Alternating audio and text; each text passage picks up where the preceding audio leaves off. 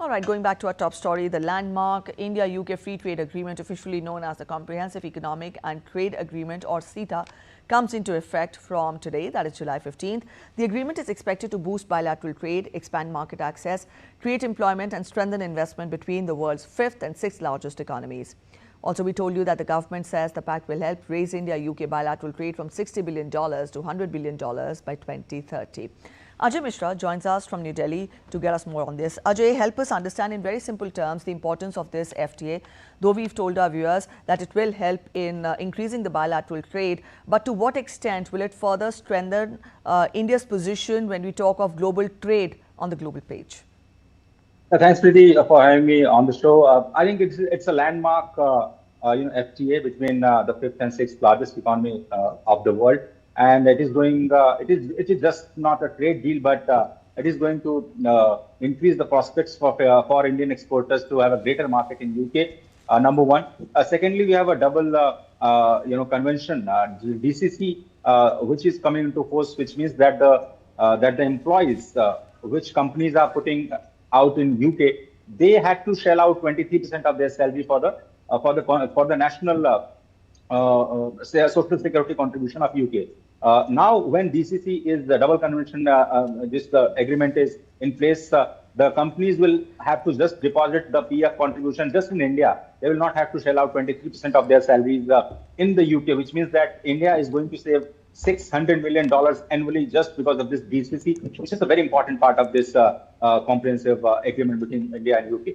Secondly, out of 155 services, Preeti, 123 services line are going to be free in UK if the Indian IT companies or the services company are going to provide their services. So GCC is going to have a big boost. The IT professionals, the IT companies, the financials in which we have the greatest strength are going to have a great, a great time ahead in the UK market. Secondly, it is going to be an opportunity for Indian exporters to integrate themselves into the global economy via trade with UK. That's very important to understand. So when it comes to investment is going to increase. We have provided all the protections to the sensitive sectors like agriculture, dairy, and MSMEs, and women-led entrepreneurship. So it's a comprehensive deal. One of the biggest deals that we have inked with any developed nations, and we have so far inked 9 deals. And this is one of the deals which is effective from midnight today. Is going to be a landmark era for the Indian business, especially in the UK, which is also the gateway to the larger European markets, so to say, Preeti. Yes, you're talking of this being a greater gateway to the European markets. To what extent will it help India strengthen its position, in the manufacturing and export sector on the global page? I think when it comes to manufacturing, the cheaper imports plays a very important role, and that's where this FTA comes into force. So whether we are importing raw material from UK, the chemicals, the engineering goods, or so to say the components for the telecom manufacturing, it is going to be cheaper because we will get we'll have a lower tariff on the UK imports. That's very important for manufacturing. But after manufacturing, you need markets. So the forward linkage and backward linkage, both the linkages have been taken care of, and I think going forward, it is going to be a big boost for the manufacturing, especially the Make in India. And one very special clause treaty is there that the government businesses, the government will have now the window for UK companies to call them to participate into tendering, and vice versa. The UK government will have the opportunity for Indian companies to invite them for participation into their tender. So there also we are expecting great business in government business.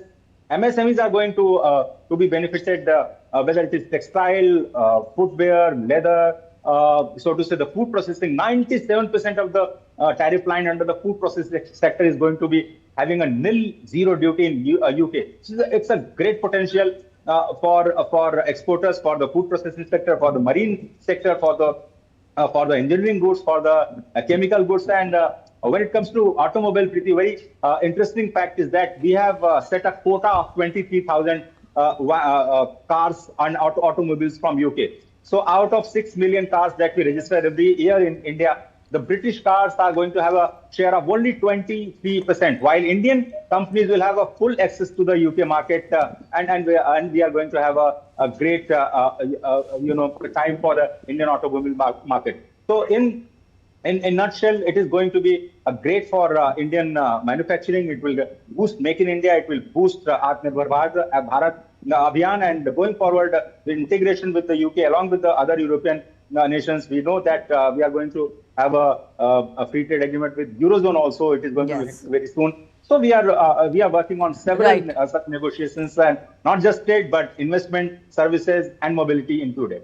All right, so that sums up the significance of the India-UK FTA. Thank you so much, Rajesh, for joining in with those inputs.